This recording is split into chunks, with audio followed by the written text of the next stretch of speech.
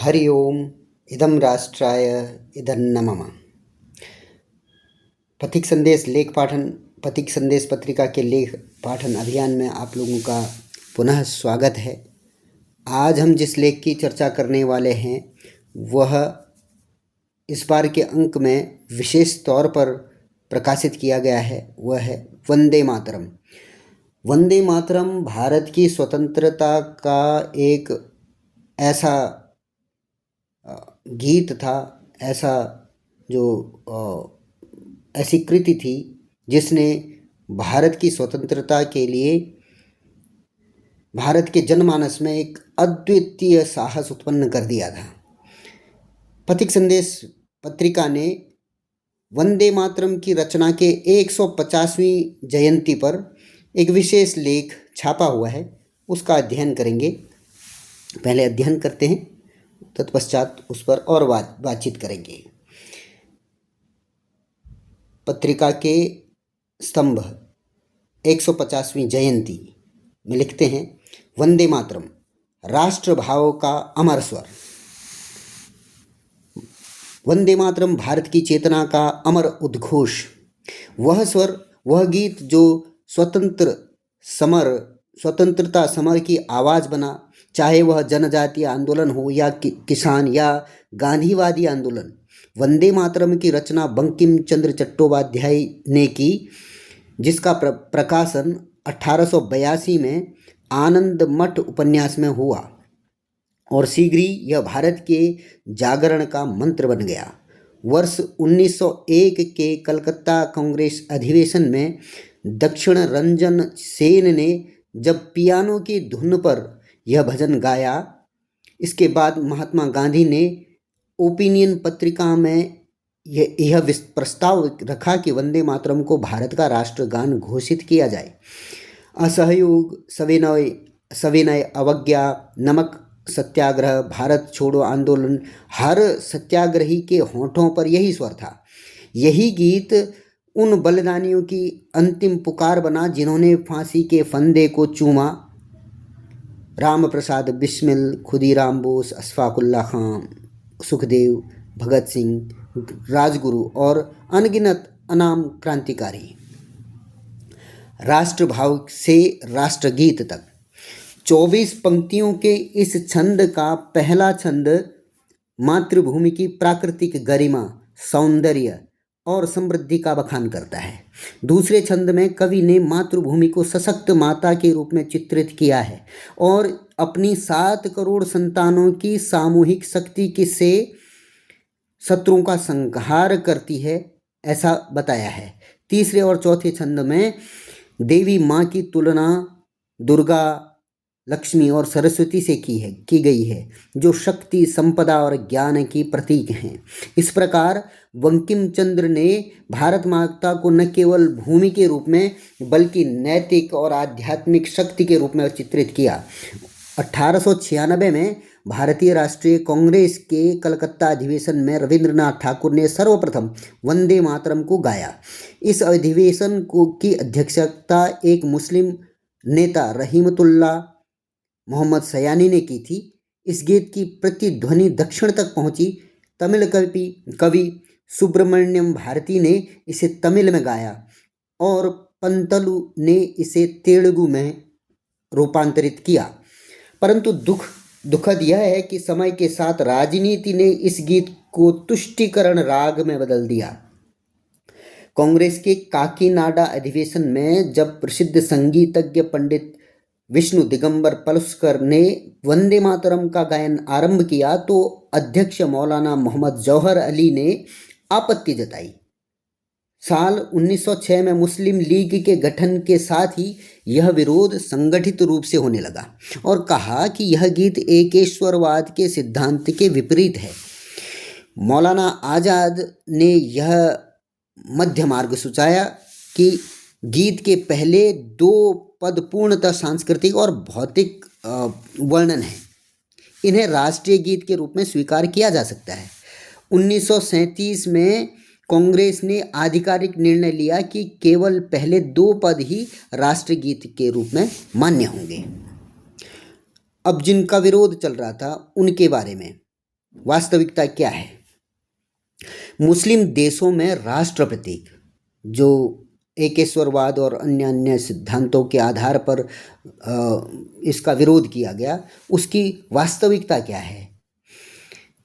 क्या वह एक कोई सच्चाई थी उस विरोध में, या वो एक राजनीतिक प्रतिरोध की भेंट चढ़ा?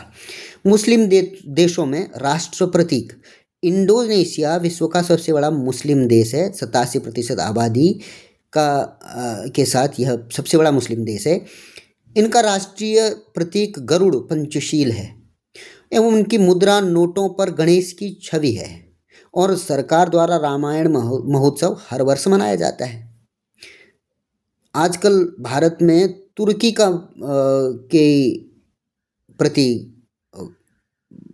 उसके प्रति काफ़ी लगाव देखा जाता है मुस्लिम समुदाय में, विशेष तौर पर। तुर्की में तो राष्ट्रगान इस्तिक्लाल मार्सी में मातृभूमि के प्रति शपथ है। वहाँ की एक अनवतन पार्टी का अर्थ ही मातृभूमि पार्टी है। मिस्र एक दूसरा देश है। मिस्र के राष्ट्रीय प्रतीक स्फिंक्स और पिरामिड हैं, जो इस्लाम पूर्व मूर्तियां हैं, पर उन्हें राष्ट्रीय गौरव का प्रतीक माना गया है। मलेशिया में तमिल हिंदू त्यौहार थाई पुसम राज्य स्तरीय उत्सवों में मान्यता रखता है। इस्लामी देश मिस्र के राष्ट्रगीत में भी धरती माता है। मालदीव के राष्ट्रगीत में कई बार सलाम है।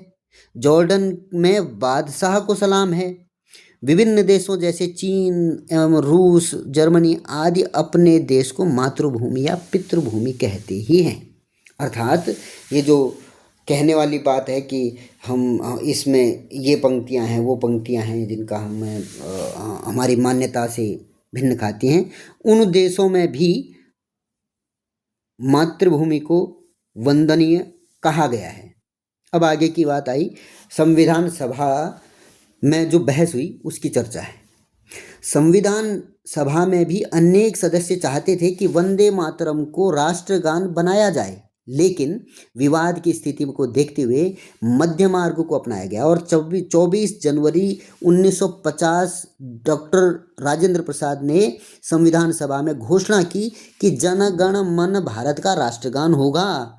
वंदे मातरम, जिसने भारत के स्वतंत्रता संग्राम में ऐतिहासिक भूमिका निभाई है, उसे समान सम्मान दिया जाएगा। समान सम्मान दिया जाएगा का अर्थ यही बनता है कि जनगण मन जो हमारा राष्ट्रगान है और जो हमारा राष्ट्रगीत है वंदे मातरम, दोनों का पूर्ण सम्मान किया जाना चाहिए। ऐसा संविधान सभा ने महसूस किया, जो डॉक्टर राजेंद्र प्रसाद जी के बातों में परिलक्षित भी हुआ।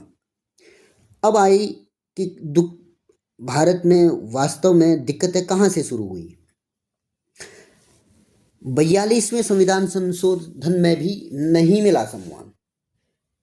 अनुच्छेद 51A पर वास्तविक पाठ प्रत्येक नागरिक का यह कर्तव्य होगा, ये कर्तव्य की बात है, प्रत्येक नागरिक का यह कर्तव्य होगा कि वह संविधान का पालन करे तथा उसके आदर्शों, संस्थाओं, राष्ट्रध्वज और राष्ट्रगान का आदर करे। इसमें राष्ट्रगीत अर्थात वंदे मातरम का उल्लेख नहीं है। क्या समस्या थी? वास्तव में ये तो राष्ट्र की आत्मा के साथ खिलवाड़ था।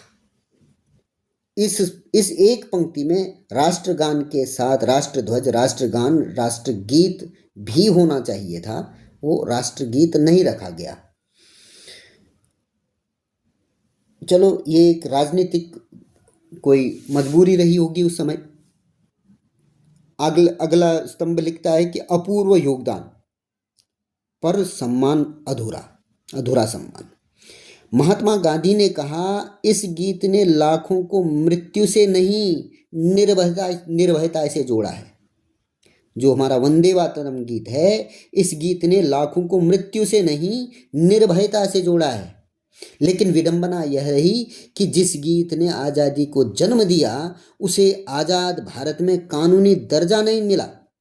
संविधान ने सम्मान दिया पर दर्जा नहीं दिया। हमारे मूल कर्तव्यों अनुच्छेद 51 में राष्ट्रगान और राष्ट्रध्वज का उल्लेख है पर राष्ट्रगीत का नहीं। अब समय है कि वंदे मातरम को इसका अधिकार मिले। 2025 की यह 150वीं जयंती एक ऐतिहासिक पुनर्पाठ का अवसर है। जिस गीत ने आज़ादी दी उसे आज़ादी के भारत में संवैधानिक स्थान मिलना ही चाहिए। मौलाना आज़ाद ने लिखा था, वंदे मातरम गीत भारत की राष्ट्रीय स्मृति है। कोई भी भारतीय, हिंदू या मुसलमान, इसके प्रति उदासीन नहीं रह सकता। और यही सत्य है। वंदे मातरम केवल एक समुदाय का चमत्कार नहीं, यह भारत का सामूहिक आख्यान है। 2025 में इस गीत को की 150वीं जयंती है। इस वर्ष केवल उत्सव नहीं बल्कि आत्मस्मरण का अवसर भी है। इसी के साथ आप देख रहे होंगे कि एक और भाग छपा हुआ है जो पंजाब में इसी वंदे मातरम का जो रूपांतरण है वो किस तरीके से यहाँ के एक प्रमुख और प्रसिद्ध कवि ने लिखा। लाला धनीराम चात्रिक जी ने पंजाब के जन जन तक पहुँचाया वंदे मातरम का संदेश। पंजाबी भाषा में हमने आगे भी पढ़ा था कि तमिल भाषा में एक कवि ने और एक तेलुगु भाषा में दूसरे कवि ने इसका अनुवाद किया था। चूँकि संदर्भ जो है वह चल ही रहा है तो ये पोस्ट थोड़ी लंबी हो जाएगी। इसमें लिखते हैं कि लाला धनीराम चात्रिक ने पंजाब के जन जन तक पहुंचाया वंदे मातरम का संदेश। वंदे मातरम जिसने देश में राष्ट्रभक्ति के शंख में नए प्राण फूंके, वहीं राष्ट्रीय व भाषाई साहित्य और साहित्यकारों को भी प्रेरणा दी बना। वंदे मातरम से प्रेरणा लेने वाले ऐसे ही पंजाबी साहित्यकार थे लाला धनीराम चात्रिक, जिन्होंने 1840 में अपनी पुस्तक केसर क्यारी में इसका अनुवाद किया। 4 अक्टूबर 1876 को पंजाब के शेखुपुरा, अब पाकिस्तान में, के गांव पासियांवाला में साधारण दुकानदार श्री पोहूलाल जी के घर में जन्मे लाला धनीराम पंजाबी के मूर्धन्य साहित्यकार हैं। भारत माता के शीर्षक वाला उनका अनुवाद उतना ही भावुक और राष्ट्रभक्ति का स्वर लिए है जितना कि मूल गान। इसको ये क्योंकि पंजाबी इसकी जो भाषा है पंजाबी है, तो हो सकता है कि मेरी सही से उसमें उच्चारण या फिर वो तर्ज न बन पाए, परंतु मेरी पूरी इच्छा है कि मैं इसको पढूं। जलां वाली फलां वाली पर्वतां ते थलां वाली, चंदन थी ठारी हरियोल थी सिंगारी माता। फुल्लां महकाई सरद चांदनी खिलाई, रुखां बूटियां सजाई, अन्ना तनाती पटारी माता। हासते मिठास परी सुखदाती वरदाती, माणदाती त्राणदाती, शोभादी अटारी माता।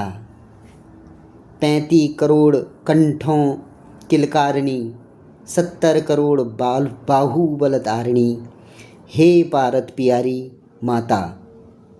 कमला पवानी सेज फुल्लां दी सजाण वाली, देवी तू सरस्वती, वाक विद्या वधानी माता।